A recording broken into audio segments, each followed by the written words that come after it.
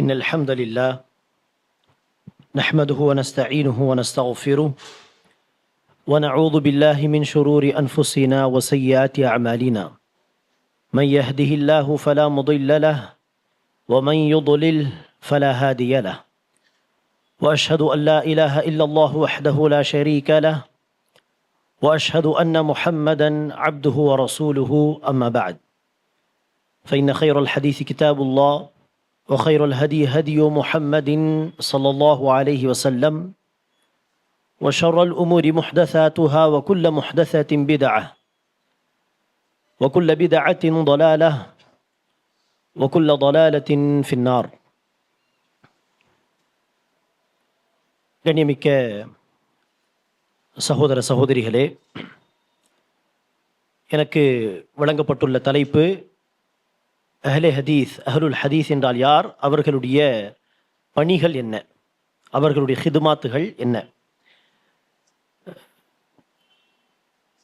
இந்த தலைப்பில் பல விஷயங்கள் சொல்ல வேண்டி இருப்பதால் நான் நேரடியாக தலைப்புக்குள் சென்று விடுகிறேன். அன்பார்ந்தவர்களே, அஹ்லுல் ஹதீஸ், அஹ்லே ஹதீஸ் என்று சொல்வோம். அரபியில் சொல்வதாக இருந்தால் முறையாக அஹ்லுல் ஹதீஸ். இந்த வார்த்தையை நாம் சொல்லும் பொழுது இது இரண்டு வகையான மக்களுக்கு பொருந்தும்.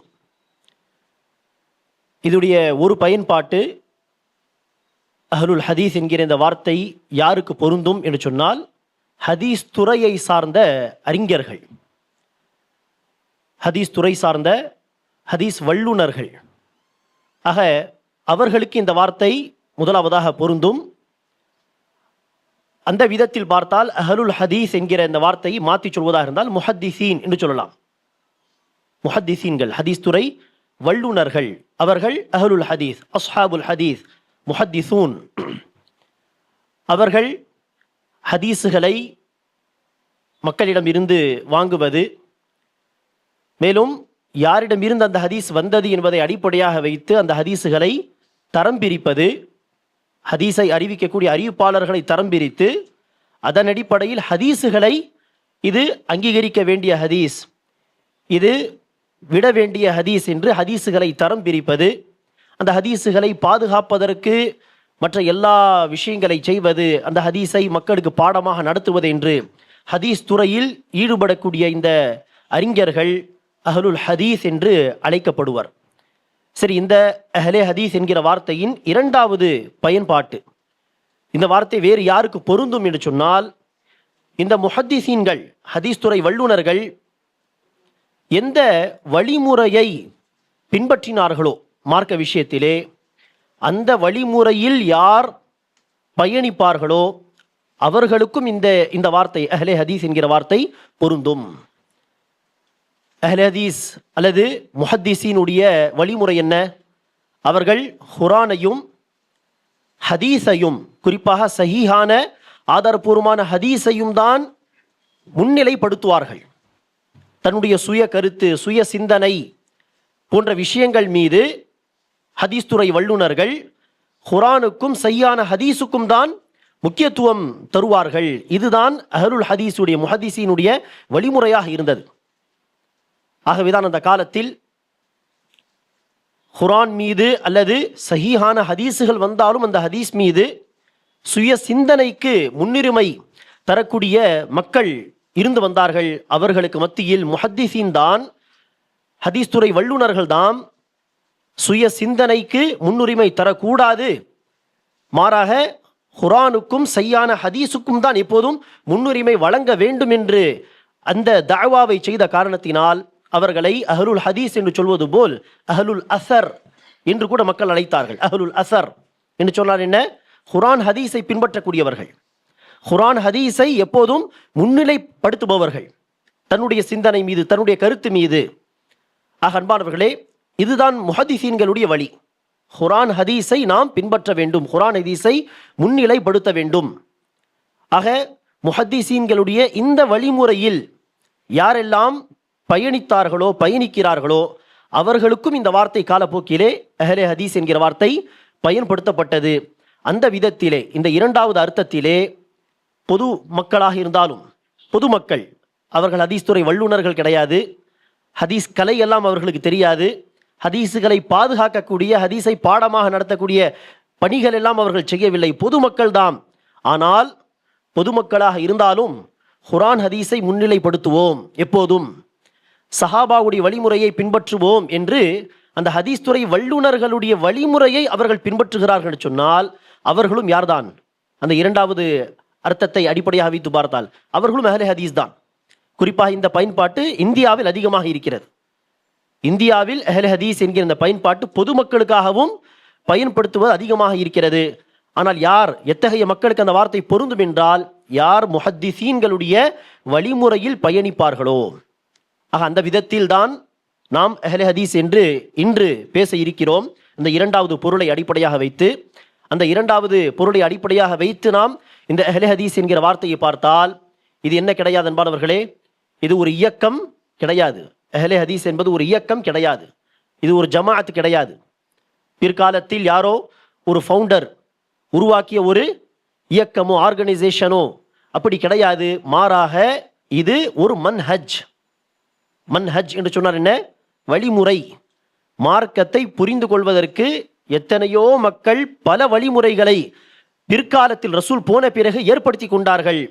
அந்த வழிமுறைகளுக்கு மத்தியில் நபிகள் நாயகம் விட்டு சென்ற சஹாபா பெருமக்கள் கடைபிடித்த அந்த வழிமுறைக்கு பெயர்தான் மன்ஹஜ் அஹ்லில் ஹதீஸ், அஹ்லுல் ஹதீஸ் உடைய வழிமுறை. ஆக இது இயக்கம், ஜமாஅத் எல்லாம் கிடையாது. இது மார்க்கத்தை விளங்கிக் கொள்வதற்கான சரியான வழிமுறைக்கான பெயர். இது அஹ்லே ஹதீஸ் உடைய வழிமுறை, மன்ஹஜ் அஹ்லே ஹதீஸ்.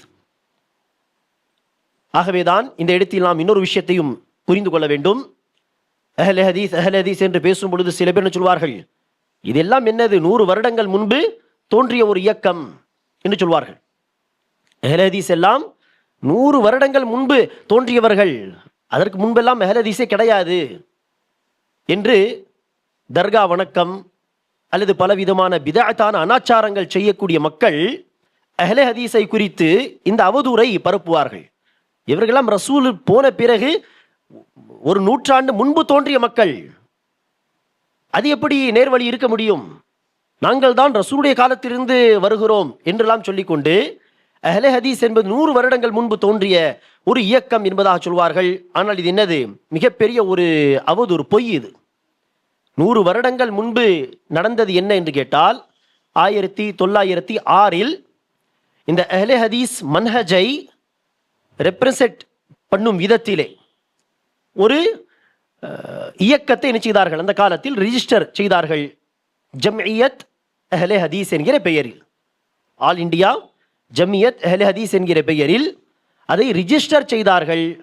அந்த ஜம்இயத் அஹ்லே ஹதீஸை நீங்கள் இயக்கம் என்று சொல்லுங்கள், பிரச்சனை இல்லை. ஆர்கனைசேஷன் அது.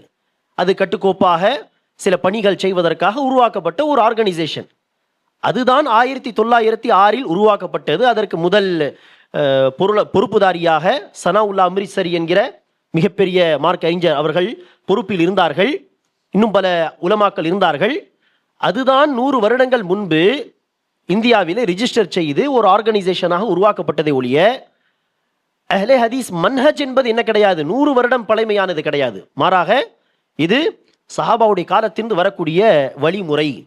அன்பானவர்களே, அஹ்லே ஹதீஸ் என்பது ஒரு மன்ஹஜுடைய பெயர். ஆக இந்த மன்ஹஜ் என்னது? ஹதீஸ் துறை வல்லுநர்களுடைய மன்ஹஜ் என்று சொன்னோமே, அவர்களுடைய வழிமுறை என்னது என்று சொன்னால், ஏற்கனவே நாம் சொன்னது போல் முதலாவது குறிப்பு தான் குர்ஆன் ஹதீஸை, குர்ஆனையும் ஆதாரபூர்வமான ஹதீஸையும் முன்னிலைப்படுத்துவது.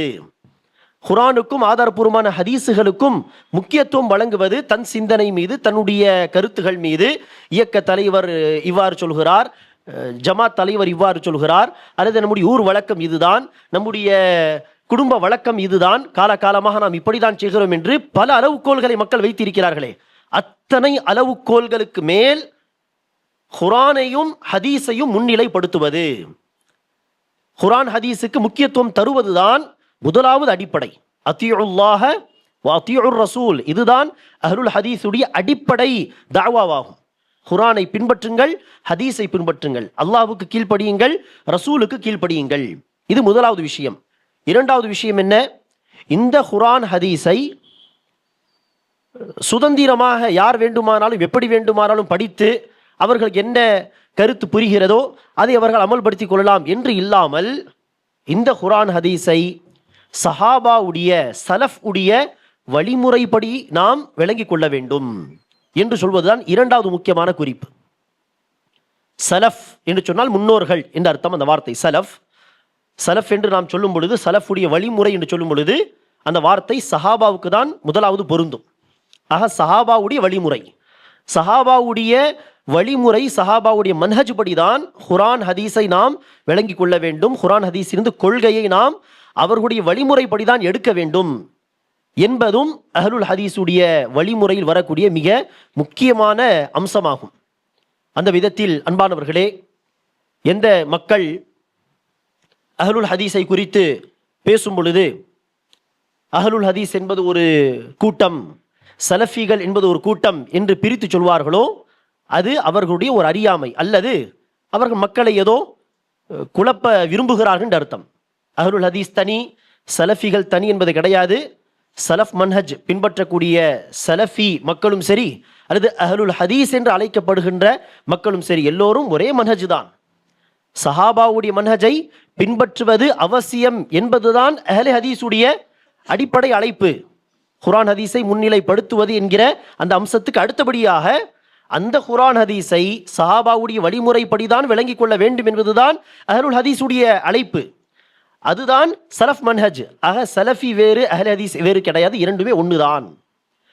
சரி, இன்னும் சில பேர் வேறு விதமாக என்ன விஷயத்தை தவறாக புரிந்து கொள்கிறார்கள் அல்லது தவறாக பரப்புகிறார்கள் சொன்னால், இந்த சலஃபிகள், அஹ்லே ஹதீஸ், டிஎன்டிஜே எல்லோரும் ஒரே வழிமுறையில் இருப்பவர்கள் என்று இப்படி சில பேர் தெரிந்தே சொல்வார்கள், அல்லது மக்களை குழப்புவதற்காக எல்லோரையும் டிஎன்டிஜே என்று சொல்லிவிட்டால் விலகி செல்வார்கள் என்பதாக நினைத்து கூட இப்படி சொல்ல வாய்ப்பு உண்டு. ஆக எல்லோரும் ஒரே வழிமுறைதான், எல்லோரும் கைர் முகல்லீதீன் தான், அதாவது ஒரு குறிப்பிட்ட இமாமை கண்மூடித்தனமாக பின்பற்றக்கூடாது என்று சொல்பவர்கள் தான் எல்லோரும் என்று என்ன செய்வார்கள், ஒரே தரத்தில் அஹ்லே ஹதீஸையும் டிஎன்டிஜேவையும் நிப்பாட்டி விடுவார்கள். இதுவும் என்னது, மிகப்பெரிய தவறான புரிதல், அல்லது மக்களை வழிகெடுக்கக்கூடிய பேச்சு. எப்படி எல்லோரும் ஒன்றாகி விட முடியும்? டிஎன்டிஜே அவர்களுடைய அடிப்படை வாதமே என்னது, சஹாபாவை பின்பற்றக்கூடாது. சலஃப் அவர்கள் நல்லவர்கள், ஆனால் அவர்களுடைய வழிமுறையை பின்பற்ற வேண்டும் என்கிற கட்டாயம் கிடையாது. அவர்களும் மனிதர்கள், நாங்களும் மனிதர்கள் என்று ஏதோ இவர்கள் நேரடியாக ரசூலிடத்தில் பாடம் படித்தது போல் நாங்களும் ரசூலிடத்தில் பாடம் படித்து இருக்கிறோம், அவர்களும் பாடம் படித்து இருக்கிறார்கள் என்று சொல்லும் விதத்திலே அவர்களும் மனிதர்கள், நாங்களும் மனிதர்கள், நாங்கள் வஹியை மாத்திரம்தான் பின்பற்றுவோம் என்று சஹாபாவுடைய வழிமுறை புறக்கணிக்கக்கூடியவர்கள் எப்படி அஹ்லே ஹதீஸோடு நிற்க முடியும், சலஃபிகளாக ஆக முடியும்? ஆக சலஃப் மன்ஹஜ், அஹ்லுல் ஹதீஸுடைய மன்ஹஜ் என்பது வேறு, டிஎன்டிஜே உடைய மன்ஹஜ் என்பது வேறு. அது பிற்காலத்தில் தோன்றிய வழிகட்ட சிந்தனை, அது சிந்தனை ரீதியான பிதஅத் அது. அன்பானவர்களே, அஹ்லுல் ஹதீஸுடைய வழிமுறையானது குர்ஆன் ஹதீஸை முன்னிலைப்படுத்த வேண்டும், குர்ஆன் ஹதீஸுக்கு முன்னுரிமை தர வேண்டும் எல்லா அளவுகோல்கள் மீது. இரண்டாவதாக அந்த குர்ஆன் ஹதீஸை சஹாபாவுடைய மன்ஹஜ் அடிப்படையில் தான் விளங்கிக் கொள்ள வேண்டும் என்பதுதான் அஹ்லுல் ஹதீஸுடைய வழிமுறையாக இருக்கிறது. ஆக அந்த அடிப்படையில் பார்த்தால் அஹ்லுல் ஹதீஸ் அல்லது சலஃப் மன்ஹஜுடைய ஃபவுண்டர், ஒரே ஃபவுண்டர், ஒரே இமாம், ஒரே தலைவர் யாரு? முஹம்மத் ஸல்லல்லாஹு அலைஹி வஸல்லம். வேறு யாரும் ஃபவுண்டர் கிடையாது, வேறு யாரும் இதற்கு தலைவர் கிடையாது. நபிகள் நாயகம் ஸல்லல்லாஹு அலைஹி வஸல்லம் அவர்கள்தான் அஹ்லுல் ஹதீஸுடைய சலஃப் மன்ஹஜுடைய ஒரே ஃபவுண்டர், ஒரே இமாம், ஒரே தலைவர். சரி, இந்த மன்ஹஜுடைய அஹ்லுல் ஹதீஸ் மன்ஹஜுடைய சலஃப் மன்ஹஜுடைய முதல் தலைமுறை யார் என்று கேட்டால், இந்த வழிமுறையை பின்பற்றி நடந்த முதல் தலைமுறை யார் என்று சொன்னால் சஹாபாக்கள். அடுத்து நேர்வழி பெற்ற தாபிஈன்கள். தாபிஈன்களில் எல்லோரும் நேர்வழி பெற்றவர்களாக இருக்க வேண்டும் என்கிற கட்டாயம் கிடையாது. சஹாபா அத்தனை பேரும் யார்? நேர்வழி பெற்றவர்கள். சஹாபாவில் யாரும் வேறு சிந்தனையில், வேறு கொள்கையெல்லாம் வழி மாறி போகவில்லை. சஹாபா எல்லோரும் ஒரே கொள்கையில் இருந்தவர்கள். ஆம், தாபிஈன் என்று அடுத்த ஜெனரேஷன் வந்தால் அதில் சஹாபாவுடைய வழிமுறையை பற்றி பிடித்து கொண்ட நேர்வழி பெற்ற தாபீன்களும் உண்டு. சில தப்பான சிந்தனைகளில் போன ஹவாரிஜ், கதரியா என்கிற சில மக்களும் உண்டு. ஆக எந்த தாபிஈன்கள் சஹாபாவுடைய வழிமுறையில் பயணித்தார்களோ அவர்கள் அஹ்லுல் ஹதீஸுடைய இரண்டாவது தலைமுறை, அடுத்து நேர்வழி பெற்ற தபு தாபீன்கள், அடுத்து நேர்வழி பெற்ற அத்பாஉ தபை தாபீன்கள் என்று இந்த காலம் வரை யார் அதே வழிமுறையில் தொடர்ந்து பயணிக்கிறார்களோ அவர்கள்தான் அஹ்லுல் ஹதீஸ். அவர்கள் வேறு பெயரை தனக்காக வைத்துக் கொண்டாலும் சரி, அவர்கள்தான் அஹ்லுல் ஹதீஸ், அவர்கள்தான் சலஃப் மன்ஹஜை பின்பற்றக்கூடியவர்கள். அத்தகைய மக்களுக்கு தான் இப்போது நான் சொல்லக்கூடிய குர்ஆனுடைய வசனமும் அடுத்து நான் சொல்லக்கூடிய ஹதீஸுகளும் பொருந்தும். அல்லாஹ் சுப்ஹானஹு வ தஆலா தௌபா அத்தியாயத்தின் 100வது வசனத்திலே சொல்கிறான், வஸ்ஸாபிகூனல் அவ்வலூன மினல் முஹாஜிரீன வல் அன்சார். இஸ்லாத்தை நோக்கி முந்திக் கொண்ட இந்த அன்சார் சஹாபாக்கள், முஹாஜிரின் சஹாபாக்கள், வல்லதீன தபஊஹும் பிஇஹ்சான், மேலும் யார் நன்மையான விதத்திலே அவர்களை பின்பற்றினார்களோ, அவர்களை பின்தொடர்ந்து அதே வழிமுறையில் வந்தார்களோ, அதே மன்ஹஜில் வந்தார்களோ என்று அல்லாஹ் சுப்ஹானஹு வ தஆலா சொல்லும் பொழுது கியாமத்து வரை அதே வழிமுறையில் பயணிக்கக்கூடிய அத்தனை மக்களும் இந்த வசனத்தில் அல்ஹம்துலில்லாஹ் உள்ளடங்குவார்கள். அல்லாஹ் அவர்களுக்கு என்ன நற்செய்தி சொல்கிறான்? வல்லதீன தபஊஹும் பிஇஹ்சான் ரலியல்லாஹு அன்ஹும் வரது அன்ஹு. அல்லாஹ் அவர்களை பொருந்திக் கொண்டான், அவர்கள் அல்லாஹ்வை பொருந்திக் கொண்டார்கள். ஆக இந்த நற்செய்தி சஹாபாக்களுக்கு பிறகு சஹாபாவுடைய வழிமுறையில் மன்ஹஜில் தொடர்ந்து பயணிக்கக்கூடிய அத்தனை மக்களுக்கும் இன்ஷா அல்லாஹ் பொருந்தும். ரலியல்லாஹு அன்ஹும் வரது அன்ஹு وأعد لهم جنات تجري تحتها الأنهار خالدين فيها أبدا. அத்தகைய மக்களுக்காக அல்லாஹ் சுப்ஹானஹு வ தஆலா சொர்க்கங்களை படைத்து வைத்திருக்கிறான், அங்கு நதிகள் ஓடுகின்றன என்று அல்லாஹ் சுப்ஹானஹு வ தஆலா நற்செய்தி சொல்கிறான். ஆக இந்த வசனத்தில் சஹாபாவை அன்சார் முஹாஜிர் என்று அல்லாஹ் சொல்லிவிட்டு அவர்களை பின்பற்றி வந்தவர்கள், பின்தொடர்ந்து வந்தவர்கள் என்று அல்லாஹ் சுப்ஹானஹு வ தஆலா சொல்லும் பொழுது அதே வழிமுறையில் பயணிக்கக்கூடிய அத்தனை மக்களுக்கும் இந்த வசனம் இன்ஷா அல்லாஹ் பொருந்தும். அடுத்ததாக இதே அர்த்தத்தில் உள்ள சில ஹதீஸுகளை பார்க்கலாம். நபிகள் நாயகம் ஸல்லல்லாஹு அலைஹி வஸல்லம் அவர்கள் ஒரு ஹதீஸிலே சொல்கிறார்கள், இஃப்தரகத்தில் யஹூது அலா 71 ஃபிர்கா. யூதர்கள் 71 கூட்டமாக பிரிந்து விட்டார்கள், பிளவுபட்டு விட்டார்கள். கொள்கை விஷயத்தில், மசாயில் விஷயத்தில் அல்ல, ஹராம் ஹலால் போன்ற விஷயம் மாத்திரமல்ல, அதையும் தாண்டி கொள்கை சம்பந்தப்பட்ட விஷயத்தில், சிந்தனை ரீதியான விஷயங்களில் பிளவுபட்டு 71 கூட்டமாக யூதர்கள் பிரிந்து விட்டார்கள். நாம் அவர்களை ஏதோ ஒரே ஒரு கூட்டம் என்று நினைப்போம், ஆனால் அவர்களுக்கு மத்தியில் பல பிளவுகள் இருக்கும். அடுத்த நபிகள் நாயகம் ஸல்லல்லாஹு அலைஹி வஸல்லம் சொல்கிறார்கள், வஃப்தரகத்தின் நஸாரா அலா 72 ஃபிர்கா. நஸாராக்கள் 72 கூட்டங்களாக பிரிந்து விட்டார்கள். அவர்களுக்கு மத்தியிலும் பல கொள்கை ரீதியான முரண்பாடுகள் உண்டு. அவர்களுக்கு மத்தியில் 72 கூட்டங்களாக பிரிந்து விட்டார்கள். வஸதஃப்தரிகு ஹாதிஹில் உம்மத்து. இந்த உம்மத் பிற்காலத்தில் பல கூட்டங்களாக பிரியும். எத்தனை கூட்டங்களாக பிரியும் என்று சொன்னால் அலா 73 ஃபிர்கா, 73 கூட்டமாக பிரியும். குல்லுஹா ஃபின்னார், எல்லா கூட்டங்களும் நரகத்தை நோக்கி பயணிக்கும், ஒரே ஒரு கூட்டத்தை தவிர, இல்லா வாஹிதா. அந்த கூட்டம் எது யா ரசூலல்லாஹ், அவர்களை குறித்து நமக்கு எடுத்து சொல்லுங்கள் என்று சஹாபாக்கள் கேட்க நபிகள் நாயகம் ஸல்லல்லாஹு அலைஹி வஸல்லம் அவர்கள் சொன்னார்கள், மா அன அலைஹி அல் யௌம் வ அஸ்ஹாபி.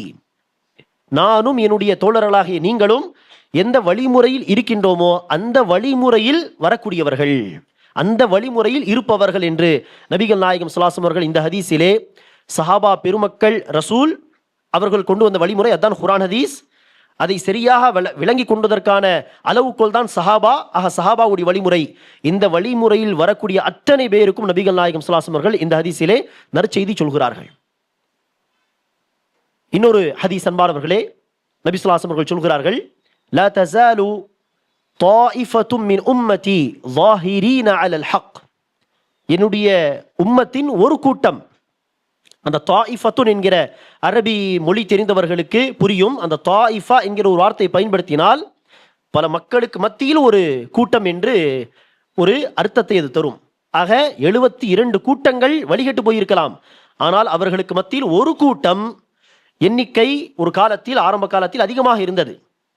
கொஞ்சம் கொஞ்சமாக தான் பிதத்வாதிகள் எண்ணிக்கையில் அதிகமானார்கள். ஆனால் இன்றைய காலகட்டத்தில் சரியான கொள்கையை பின்பற்றக்கூடிய, சரியான மன்ஹஜை பின்பற்றக்கூடிய மக்கள் குறைவாக கூட இருக்கலாம், ஆனால் அது பிரச்சனை இல்லை. பல வழிகட்ட கூட்டங்களுக்கு மத்தியில் ஒரு நேர்வழி பெற்ற அந்த கூட்டம், லா தஸாலு தாயிஃபத்தும் மின் உம்மதி ஸாஹிரீன அலல் ஹக், சத்தியத்தில் அவர்கள் நிலைத்திருப்பார்கள், உறுதியாக இருப்பார்கள். ஆதாரத்தின் அடிப்படையில் மார்க்கத்தை விலக்கிச் சொல்வது என்கிற விஷயம் என்று வந்தால் அவர்கள்தான் அல்லாஹ் சுப்ஹானஹு வ தஆலாவுடைய உதவியை பெறக்கூடிய மக்களாக இருப்பார்கள். கியாமத் வரை அத்தகைய ஒரு கூட்டம் இருந்து கொண்டே இருக்கும் என்று நபி ஸல்லல்லாஹு அலைஹி வஸல்லம் அவர்கள் இந்த ஹதீஸிலே கேரண்டி தருகிறார், உத்தரவாதம் தருகிறார்.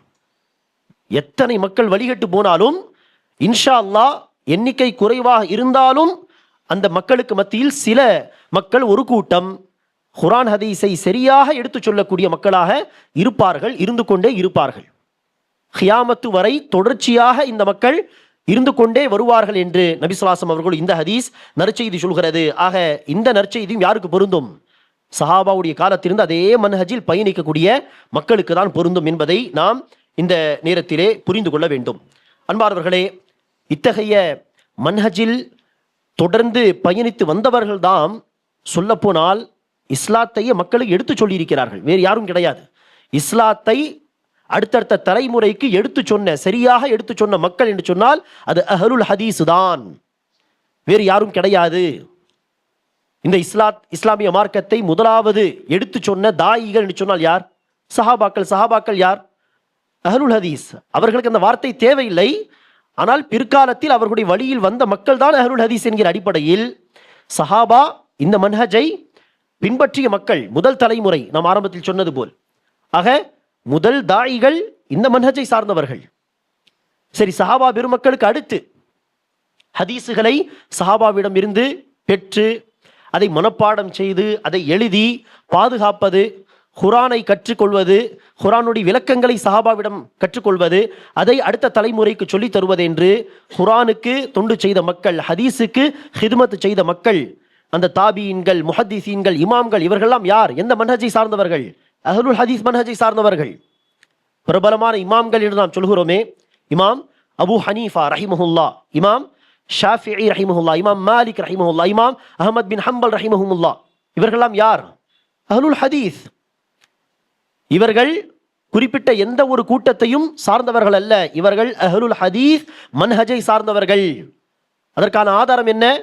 அவர்களுடைய புத்தகங்கள், அவர்களுடைய கூற்றுகளை பிற்காலத்தில் தொகுத்து தந்த இமாம்களுடைய அந்த புத்தகங்கள், அதையெல்லாம் படித்து பார்த்தால் இந்த இமாம்கள் எல்லோரும் அஹ்லுல் ஹதீஸ் மன்ஹஜை சார்ந்தவர்கள் என்பதற்கு தெளிவான ஆதாரம் உண்டு. இப்போது நாம் சொன்ன இந்த பிரபலமான இமாம்களில் ஒன்றுக்கு மேற்பட்ட இமாம்கள் சொன்ன கூற்று, இதா ஸஹ்ஹல் ஹதீஸு ஃபஹுவ மத்ஹபி, ஆதாரபூர்வமான ஒரு ஹதீஸ் வந்துவிட்டால் அதுதான் என்னுடைய வழிமுறை. ஆதாரபூர்வமான ஹதீஸ் வந்துவிட்டால் அதுதான் என்னுடைய வழிமுறை.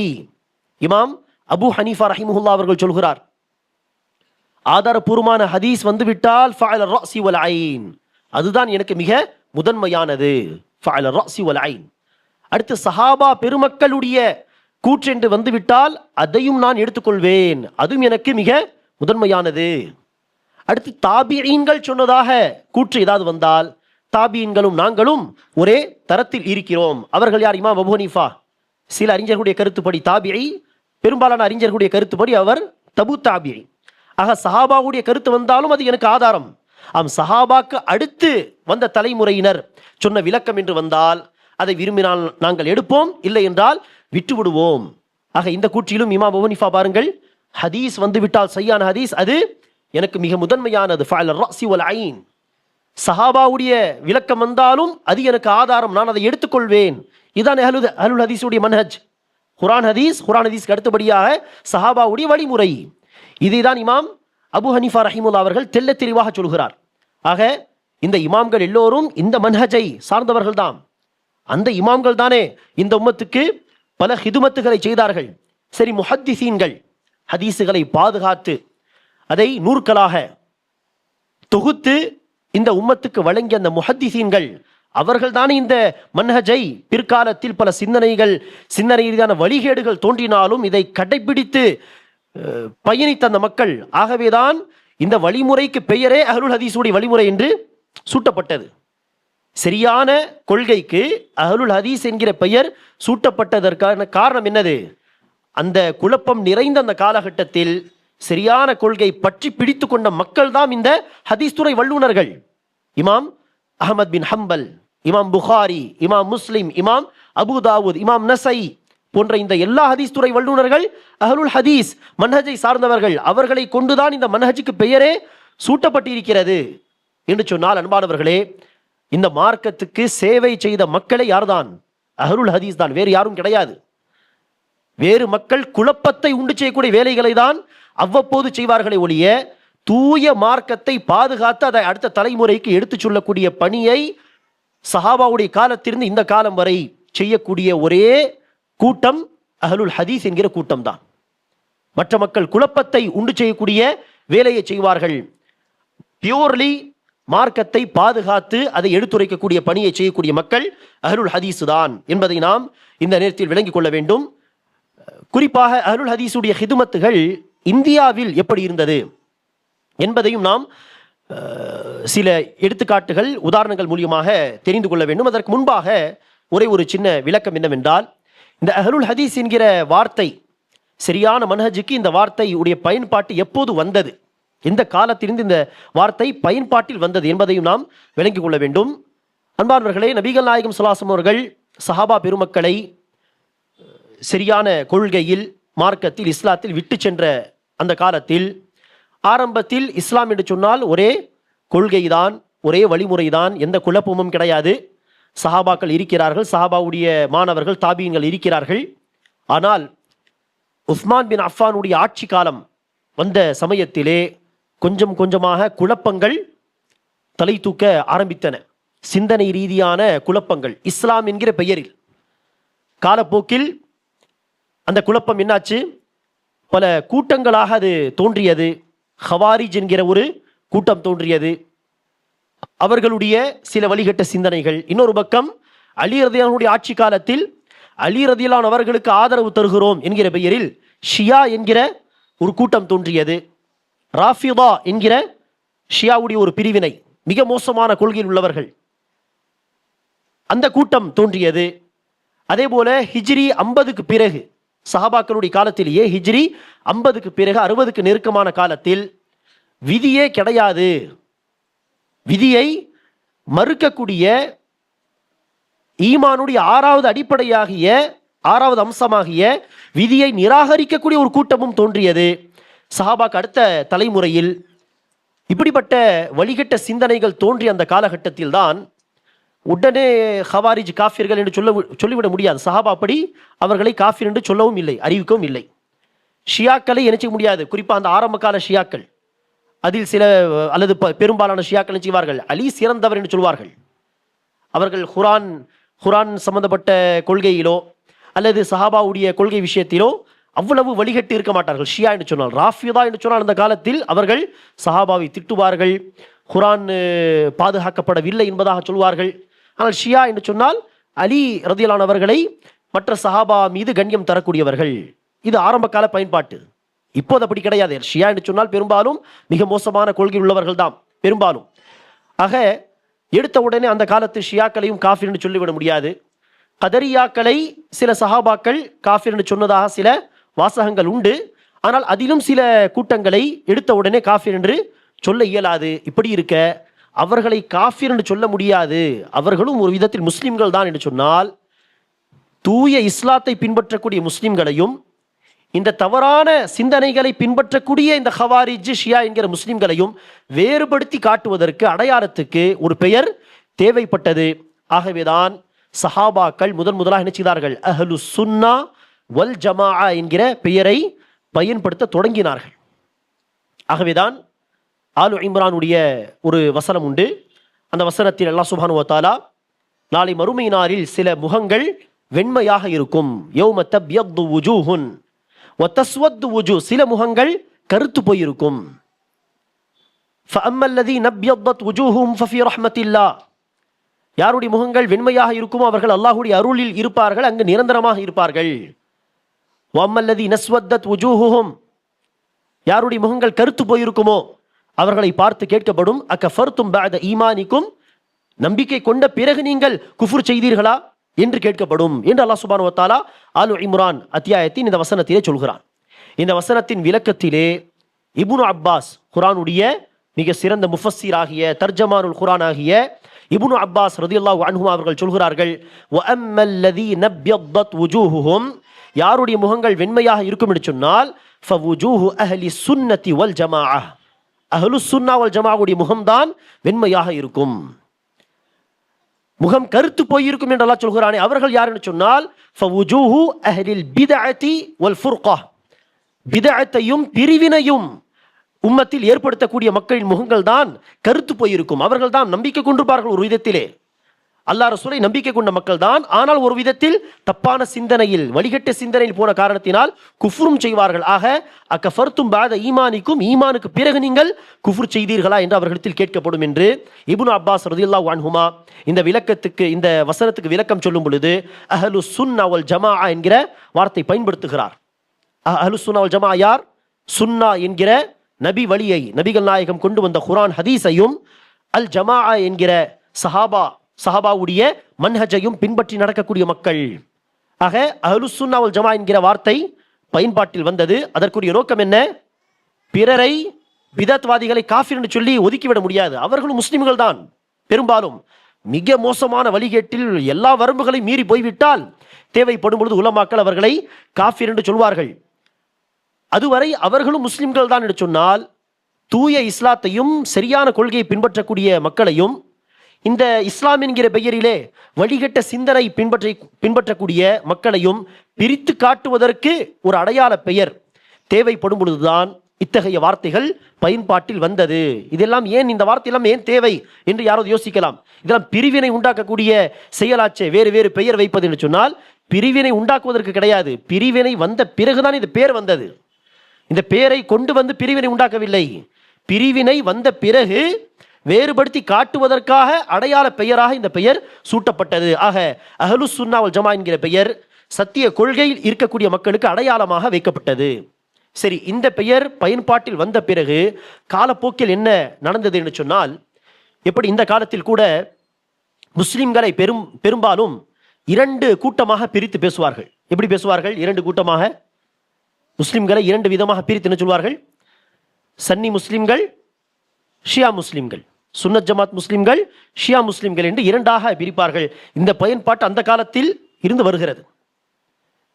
ஷியா கொள்கை இருந்தால் ஷியா முஸ்லிம் என்று சொல்வார்கள். ஷியா இல்லை என்று சொன்னால் சன்னி முஸ்லிம், அஹ்லு சுன்னா. அந்த விதத்தில் பார்த்தால் ஷியாவுக்கு அகைன்ஸாக அந்த வார்த்தையை பயன்படுத்தும் பொழுது பார்த்தால் அதில் உண்மையான அஹ்லு சுன்னாவும் உள்ளடங்குவார்கள், ஹவாரிஜும் உள்ளடங்குவார்கள். ஹவாரிஜ் எந்த விதத்தில் உள்ளடங்குவார்கள் சொன்னால், ஷியா இல்லை என்கிற அந்த அர்த்தத்தில், இவர்கள் ஷியா கிடையாது என்கிற அந்த அர்த்தத்தில் அவர்களும் யாரு? சன்னி முஸ்லிம்கள். முஅ்தஸிலா என்கிற கூட்டமும் உள்ளடங்குவார்கள். எந்த அர்த்தத்தில்? முஅ்தஸிலா ஷியா கிடையாது, ஷியா கொள்கை கிடையாது என்கிற அந்த அர்த்தத்தில். ஆக ஷியாவுக்கு அகைன்ஸாக சன்னி முஸ்லிம், அஹ்லு சுன்னா என்று சொல்லும் பொழுது பலவிதமான வழிகட்ட கூட்டங்களும் அதில் உள்ளடங்கக்கூடிய ஒரு சூழல் இருந்த காலத்தில் தான் அநேகமாக என்ன செய்தார்கள்? இன்னொரு அடையாள பெயராக அஹ்லு சுன்னா என்று சொல்லும் பொழுது உண்மையான அஹ்லு சுன்னா யார் என்று சொன்னால் அஹ்லுல் ஹதீஸ், முஹத்திஸீன்கள் தான். இந்த குழப்பம் நிறைந்த அந்த காலத்தில் சரியான மார்க்கத்தை பின்பற்ற நடக்கக்கூடிய மக்கள், குர்ஆன் ஹதீஸையும் சஹாபாவுடைய மன்ஹஜையும் பற்றி பிடித்த மக்கள் என்று சொன்னால் அது ஹதீஸ் துறை வல்லுநர்கள் தாம், முஹத்திஸீன்கள் தாம். அதே வழிமுறையில் வந்த அந்த பொதுமக்கள் என்கிற ஒரு பயன்பாட்டு வந்தது. ஆகவேதான் அன்பானவர்களே, இந்த அஹ்லுல் ஹதீஸ் என்கிற வார்த்தையை இந்த அர்த்தத்தில் தேவைப்படும் பொழுது பயன்படுத்த ஆரம்பித்தார்கள் என்கிற அடிப்படையில் தான் இமாம் அஹ்மத் பின் ஹம்பல் ரஹிமஹுல்லா அவர்கள் சற்று முன்பு நாம் சொன்ன அந்த 73 கூட்டங்கள், அந்த ஹதீஸிலே ஒரே ஒரு கூட்டம் தான் நேர்வழியில் பயணிக்கும் என்று ரசூல் அவர்கள் சொன்னார்களே, அதற்கு விளக்கம் சொல்லும் பொழுது இமாம் அஹ்மத் பின் ஹம்பல், அந்த ஒரு கூட்டம் நேர்வழி பெற்ற கூட்டம் அஹ்லுல் ஹதீஸ் இல்லை என்று சொன்னால் வேறு யார் என்று எனக்கு தெரியாது என்று இமாம் அஹ்மத் பின் ஹம்பல் ரஹிமுல்லா அவர்கள் சொல்கிறார். அதே போல இன்னொரு ஹதீஸை நாம் சொன்னோம், கியாமத்து வரை ஒரு கூட்டம் சத்தியத்தில் உறுதியாக இருக்கும். என்னதான் பல மக்கள் வழிகட்டு போனாலும் ஒரு கூட்டம் சத்தியத்தில் இருக்கும் என்று அந்த ஹதீஸுடைய விளக்கத்தை குறித்து பேசும் பொழுது இமாம் புகாரி ரஹிமஹுல்லா அவர்கள் சொல்கிறார், அந்த நேர்வழி பெற்ற ஒரு கூட்டம் என்பது அஸ்ஹாபுல் ஹதீஸ், ஹதீஸை சார்ந்தவர்கள், அஹ்லுல் ஹதீஸ் என்று சொல்கிறார். அதே போல அப்துல் காதிர் ஜீலானியுடைய பெயரை பெரும்பாலும் சுன்னத் ஜமாத் என்று தன்னை அழைத்து கொள்ளக்கூடிய அந்த மக்கள், தர்காவை வணங்குவார்கள், பிதாத்துகளை செய்வார்கள். ஆனால் பெயர் பார்த்தா என்னது? சுன்னத் ஜமாத், நபி வழியை பின்பற்றக்கூடிய ஜமாத் என்று பெயர் மாத்திரம்தான். ஆனால் கொள்கை செயல்பாடுகள் எல்லாமே அந்த சுன்னாவுக்கும் ஜமாத் என்கிற அந்த சஹாபாவுக்கும் முரண்பாடாக, கொள்கை ரீதியாக முரண்பாடாக இருக்கும். ஆக அந்த மக்கள் அடிக்கடி இந்த பெயரை பயன்படுத்தி நினைச்சுவார்கள், தப்பான விஷயங்களை பரப்புவார்கள்.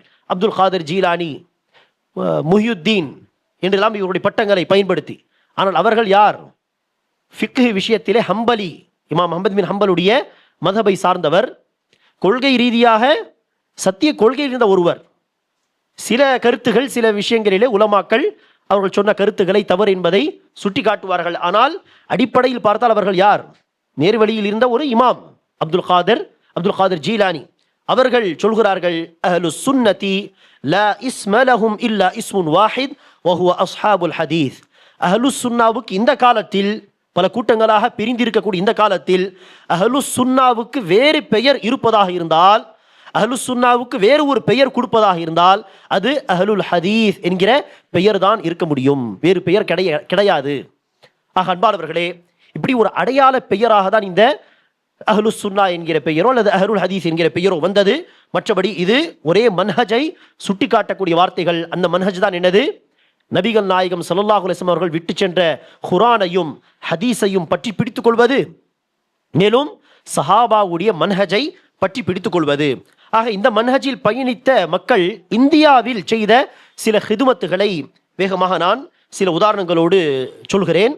அன்பார்வர்களே, இந்தியாவுக்கு முதலாக வந்த அஹ்லுல் ஹதீஸ், இங்கு அஹ்லுல் ஹதீஸ் உடைய கொள்கையை, தூய இஸ்லாத்தை பரப்பியவர்கள் என்று சொன்னால் அவர்கள் யார்? சஹாபாக்கள் தான். சரியா? இந்தியாவுக்கு முதலாக இஸ்லாத்தை எடுத்து சொல்ல வந்தவர்கள் யார்? சஹாபாக்கள். இஸ்ஹாக் பட்டி என்கிற ஒரு அஹ்லுல் ஹதீஸ் ஆலிம் ஒருவர் இருந்தார்கள். அவர்கள் பல நூற்களை தொகுத்து இருக்கிறார். அதில் அஹ்லுல் ஹதீஸுடைய வரலாறு என்கிற பல வால்யூம்ஸில், பல பகுதிகளில் அவர்கள் நூலை தொகுத்து இருக்கிறார்கள். இஸ்ஹாக் பட்டி ரஹிமஹுல்லா அவர்கள் குறிப்பிடுகிறார்கள், இந்தியாவுக்கு ஏறக்குறைய 19 சஹாபாக்கள் வந்திருக்கிறார்கள், வருகை தந்திருக்கிறார்கள் இஸ்லாத்தை எடுத்துச் சொல்வதற்கு. அதேபோல் பல தாபிஈன்கள், 19 அல்லது அதுக்கு மேற்பட்ட சஹாபாக்கள், பல தாபிஈன்கள் இந்தியாவுக்கு வந்திருக்கிறார்கள். வணிகம் என்கிற பெயரிலோ அல்லது படையெடுத்து வந்தது என்கிற பெயரிலோ வந்திருக்கிறார்கள். வந்த கையோடு அவர்கள் இஸ்லாத்தையும் இந்த மக்களுக்கு எடுத்து சொன்னார்கள். அப்போதான் இஸ்லாம் இந்தியாவில் நுழைகிறது. ஆக இந்தியாவுக்கு இஸ்லாத்தை எடுத்து சொன்ன மக்கள் அஹ்லுல் ஹதீஸ், சஹாபாக்கள், சலஃப். அடுத்தபடியாக தாபியங்கள், தபு தாபியங்கள் என்று. ஆனால் சஹாபா பெருமக்கள் வந்து இஸ்லாத்தை இந்தியாவில் எடுத்து சொன்ன அந்த காலத்துக்கு பிறகு இடைப்பட்ட சில நூற்றாண்டுகள் பெரிய அளவில் பணிகள் நடந்ததாக உதாரணங்களை நம்மால் என்ன செய்ய முடியாது, வரலாற்றில் பார்க்க இயலாது. ஆக அஹ்லுல் ஹதீஸ் மன்ஹஜுடைய இரண்டாம் எழுச்சி என்று சொல்லலாம். இரண்டாவது முறை மீண்டும் அந்த பணிகளை மேலோங்க செய்த ஒரு காலம்தான் ஷாஹ் வலியுல்லா முஹத்திஸ் தெஹல்வி அவர்கள் வாழ்ந்த காலகட்டம். எப்படியும் ஒரு 300-400 வருடங்கள் முன்புள்ள காலகட்டம் இது. 300 வருடங்கள் குறைந்தது. ஷாஹ் வலியுல்லா, அப்துல் ரஹீம் அவர்களுடைய பெயர் ஷாஹ் வலியுல்லா என்று அவர்களுடைய பட்டம். அவர்கள் ஒரு ஹனஃபியாக இருந்தார்கள். சரியா? ஆனால் மக்காவுக்கு ஹஜ்ஜுக்காக வேண்டி சென்றிருந்த பொழுது அங்கு சில உலமாக்களை சந்தித்து அவர்களிடமிருந்து கல்வியை பெற வேண்டும் என்று ஹஜ்ஜுக்கு சென்றவர் திரும்பி வீட்டுக்கு வராமல் அங்கே தங்கி உலமாக்களிடம் கல்வியை பெற்று சில வருடங்கள் கழித்து என்ன செய்தார்கள்? டெல்லிக்கு திரும்பி வந்தார்கள். வந்த பிறகு அவர்கள் போன அப்துல் ரஹீமாக வரவில்லை. வரும்பொழுது சரியான கொள்கை கற்றவராக, மன்ஹஜ் அஹ்லுல் ஹதீஸை கற்றறிந்தவராக தான் திரும்பி வந்தார். ஆகவே தான் வந்த பிறகு அவர்கள் டெல்லியில் ஒரு மதரசா அந்த காலத்தில் இருந்தது, ரஹீமியா என்று. அந்த மதரசாவிலே முஹத்திசீன்களுடைய வழிமுறைப்படி ஹதீஸுடைய பாடத்தை மக்களுக்கு சொல்லிக் கொடுக்க ஆரம்பித்தார். முஹத்திசீன்களுடைய வழிமுறைப்படி என்று சொன்னால் என்ன அர்த்தம்? அறிவிப்பாளர்களுடைய தரத்தை எல்லாம் பேசுவது, ஹதீஸுகளை அடிப்படையாக வைத்து கொள்கையை சொல்வது, ஹதீஸை அடிப்படையாக வைத்து சட்டத்திட்டங்களை சொல்வது. பழைய இமாம்கள் அல்லது அவர்களுடைய வழிமுறையில் வந்தவர்களுடைய சட்டம் தொடர்பான புத்தகத்தை வைத்து நடத்தாமல் ஹதீஸை வைத்து சட்டங்களை சொல்லித் தருவது என்று இந்த வழிமுறைப்படி அவர்கள் ஹதீஸ் பாடத்தை நடத்த ஆரம்பித்து அஹ்லுல் ஹதீஸுடைய மன்ஹஜை பரப்புவதில் பெரிய ஒரு பங்களிப்பு தந்த ஒரு ஆலிம் தான் இந்தியாவிலே ஷாஹ் வலியுல்லா முஹத்திஸ் அத்-தெஹ்லவி ரஹிமஹுல்லா. அவர்களும் அவருடைய பிள்ளைகளுடைய பிள்ளைகள் என்று அவர்களுடைய குடும்பமே இதற்காக உழைப்பு செய்தவர்கள். அந்த குடும்பத்தில் எல்லோரும் அஹ்லுல் ஹதீஸ் மன்ஹஜை சார்ந்தவர்கள் கிடையாது, ஒரு சில மக்கள். அதில் மிக முக்கியமாக ஷா வலியுல்லா முஹத்திஸ் தெஹ்லவி நாம் சொன்னோம் ஹனஃபி மதபை சார்ந்தவராக இருந்தார். ஆனால் சமீபத்தில் மக்கா யூனிவர்சிட்டி அல்லது மதீனா யூனிவர்சிட்டியில் ஒருவர் PhD ரிசர்ச் பேப்பரை எழுதியிருக்கிறார்கள். அதனுடைய தலைப்பு ஷா வலியுல்லா முஹத்திஸ் தெஹ்லவி அவருடைய வாழ்க்கை. அவர்கள் ஆய்வு செய்து சொல்கிறார், அவருடைய புத்தகங்களை வாசித்து அவர்கள் சொன்ன கருத்துக்களை எல்லாம் ஹனஃபி மதபோடு ஒப்பிட்டு அவர்கள் சொல்கிறார்கள், ஏறக்குறைய 80% விஷயத்திலே ஹனஃபி மதபுக்கு மாற்றமான கருத்துக்களை அவர்கள் சொல்லியிருக்கிறார்கள். ஆக பழைய காலத்தில் ஹனஃபியா இருந்தார்கள், ஆனால் சரியான வழிமுறை என்ன என்று தெரிந்த பிறகு தலீலை குர்ஆனையும் ஆதாரபூர்வமான ஹதீஸையும் அவர்கள் பின்பற்றி தொடங்கிய பிறகு அவர்கள் அஹ்லுல் ஹதீஸ் மன்ஹஜை சார்ந்தவர், அதை மக்களுக்கு எடுத்துரைத்தவர் ஷா வலியுல்லா முஹத்திஸ் தெஹ்லவி. ஆக அந்த காலத்திலிருந்து ஓரளவுக்கு அஹ்லுல் ஹதீஸ் மன்ஹஜை எடுத்துச் சொல்லக்கூடிய சரியான கொள்கையை, சத்திய கொள்கை எடுத்துச் சொல்லக்கூடிய பணிகள் மீண்டும் வீரியமாக ஆரம்பிக்கப்பட்டது என்று சொல்லலாம். ஆக அந்த அடிப்படையில் அடுத்தடுத்து நடந்த பணிகள் என்று பார்த்தால் அன்பானவர்களே, மிக முக்கியமாக அஹ்லுல் ஹதீஸுடைய பணிகளில் மிக மிக முக்கியமான பணிதான் தௌஹீதை எடுத்துச் சொல்வது. இன்று தமிழ்நாட்டில் யாரெல்லாம் தௌஹீத் பேசுகிறார்களோ அவர்கள் மன்ஹஜ் ரீதியாக வேறு மன்ஹஜில் இருந்தாலும் அவர்கள் தௌஹீதை கற்றுக்கொண்டது எப்படி என்று நாம் திரும்பி போய் ஆராய்ந்து பார்த்தால் அவர்களும் ஏதோ ஒரு விதத்தில் அஹ்லுல் ஹதீஸ் உலமாவிடம் இருந்தால் என்ன செய்திருப்பார்கள், சத்திய கொள்கை தௌஹீதை படித்திருப்பார்கள். காரணம், தௌஹீதுக்காக பாடுபடக்கூடிய மக்கள் இந்தியாவில் அஹ்லுல் ஹதீஸ் உலமாக்கள் தான் அந்த காலத்தில் இருந்து. ஆக தௌஹீதை எடுத்துச் சொல்வது, அதில் ஷாஹ் வலியுல்லா முஹத்திஸ் தெஹ்லவியுடைய பங்களிப்பு. அடுத்தபடியாக ஷாஹ் வலியுல்லா முஹத்திஸ் தெஹ்லவியுடைய பேரன் ஷாஹ் இஸ்மாயில் ஷஹீத் என்று சொல்வார்கள். அவர்கள் கொல்லப்பட்ட காரணத்தினால் ஷாஹ் இஸ்மாயில் ரஹிமஹுல்லா முஹத்திஸ் தெஹ்லவி அவர்களும் அவர்களோடு சேர்ந்து சையத் அஹமத் பரேல்வி என்று சொன்னால் இந்த பரேல்வி கிடையாது, பரேலி என்கிற அந்த டிஸ்ட்ரிக்டை சார்ந்தவர் என்கிற அடிப்படையில் பரேல்வி, சையத் அஹமத் பரேல்வி என்கிற ஒரு அறிஞரும் அவர்கள் இருவரும் சேர்ந்து தஹரீகே ஷஹீதைன் என்கிற ஒரு தஹரீகே முஜாஹிதீன் என்கிற ஒரு இயக்கத்தை தொடங்கினார்கள். அந்த இயக்கத்தின் நோக்கமே என்னது, தௌஹீதுக்காக வேண்டி இந்தியாவில் பாடுபட வேண்டும். அதே போல ஆங்கிலேயர்கள் ஆட்சி செய்து வந்த காலகட்டம் அது. ஆக ஆங்கிலேயர்களுக்கு எதிராக போர் செய்ய வேண்டும் என்கிற நோக்கத்தை அடிப்படையாக வைத்து உருவாக்கப்பட்ட ஒரு இயக்கம். ஆக இந்த இயக்கம் சார்பாக உலமாக்கள் இந்த இயக்கத்தோடு இணைந்து இந்தியாவில் பல மாநிலங்கள், கிராமங்கள் என்று பல இடங்களுக்கு சென்று தௌஹீதுடைய பிரச்சாரத்தை என்ன செய்தார்கள், மேற்கொண்டார்கள். அந்த அடிப்படையில் தான் இந்த தஹரீக், இந்த இயக்கத்தை சார்ந்த ஒரு அறிஞர் முஹம்மது அலி ராம்பூரி, வட நாட்டு சார்ந்த ஒரு ஆலிம்.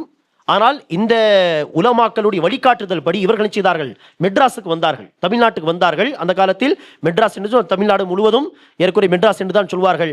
ஆக இந்த பகுதிக்கு வந்து என்ன செய்தார்கள், அவர்கள் தௌஹீத் பிரச்சாரத்தை மேற்கொண்டார்கள். முஹம்மது அலி ராம்பூரி, ஷா இஸ்மாயில் ஷஹீதுடைய மாணவர்கள் வருவார்கள். அதேபோல் தான் ஷா இஸ்மாயில் ரஹிமஹுல்லா அவர்கள் தௌஹீதை மக்களுக்கு எடுத்துச் சொல்ல வேண்டும் என்பதற்காக எழுதிய ஒரு புத்தகம் தான் தக்வியத்துல் ஈமான். இந்த புத்தகம் அதை படித்து பார்த்தால் ஏறக்குறைய முஹம்மது பின் அப்துல் வஹாப் எழுதிய கிதாபு தௌஹீத் மாதிரியே தெரியும். அதோடைய தர்த்தீப், அதோடைய ஆதாரங்கள், அதோடைய வழிமுறை எல்லாம். அந்த தக்வியத்துல் ஈமானில் அவர்கள் செய்தது என்ன, சுயமாக எல்லாம் விளக்கம் சொல்ல மாட்டார்கள். அந்த புத்தகத்தில் நாம் பார்ப்பதெல்லாம் அந்த காலத்தில் இந்தியாவில் காணப்பட்ட தர்கா வணக்கம், அந்த தர்காவை ஒட்டி உள்ள ஷிர்கான பல அனாச்சாரங்கள், அதையெல்லாம் ஒவ்வொரு தலைப்பாக பிரித்து அதெல்லாம் ஷிர்க், நேரடியான இணை வைக்கக்கூடிய கொள்கை என்று அது குறித்த ஆதாரங்கள். ஆகவேதான் தக்வியத்துல் ஈமான் என்று சொன்னால் இந்த தர்கா வணங்கிகளுக்கு பிடிக்கவே பிடிக்காது. தக்வியத்துல் ஈமானை எரித்து விட வேண்டும் என்று சொல்வார்கள். ஆக தௌஹீது பிரச்சாரம் என்று எடுத்துக்கொண்டால் அஹ்லுல் ஹதீஸுடைய பங்களிப்பு மிக மிக பெரியது. சரி, இரண்டாவது மிக முக்கியமான பணிதான் ஹதீஸுக்காக செய்த பணிகள். ஹதீஸை பாதுகாப்பது, ஹதீஸை மக்களுக்கு எடுத்துச் சொல்வது, ஹதீஸுக்கு முன்னுரிமை தர வேண்டும் என்கிற அந்த சிந்தனை தருவது. இப்போது கூட நீங்கள் பாருங்கள், ஹதீஸுகளை சில மக்கள் நிராகரிக்கும் பொழுது, சையான ஹதீஸுகளை மறுக்கும் பொழுது அதற்கு பெரிய அளவில் மறுப்பு தெரிவிப்பதும், ஹதீஸுகளை பாதுகாக்க வேண்டும் என்பதற்காக தேவையான விளக்கங்களும் வழங்கக்கூடிய உலமாக்கள் பெரும்பாலும் யாராக இருப்பார்கள்? அஹ்லுல் ஹதீஸ் மன்ஹஜை சார்ந்த உலமாக்களாக தான் இருப்பார்கள், சலஃப் மன்ஹஜை சார்ந்த உலமாக்களாக தான் இருப்பார்கள். ஆக ஹதீஸுக்காக செய்த பணிகள் என்று பார்த்தாலும் ஒரு பெரிய வரலாறு அது. ஒரே ஒரு கூற்று பாருங்கள் இது தொடர்பாக. முகமது ரஷீத் ரிதா அன்சாரி என்று எகிப்தை சார்ந்த ஒரு பெரிய மார்க்கறிஞர், இவருடைய மேக்சினை படித்து படித்து தான் ஷேக் அல்பானி என்ன செய்தார்? ஹதீஸ் துறையை படிக்க ஆரம்பித்து அதில் ஆர்வம் கொண்டு முஹத்திஸாக மாறினார்.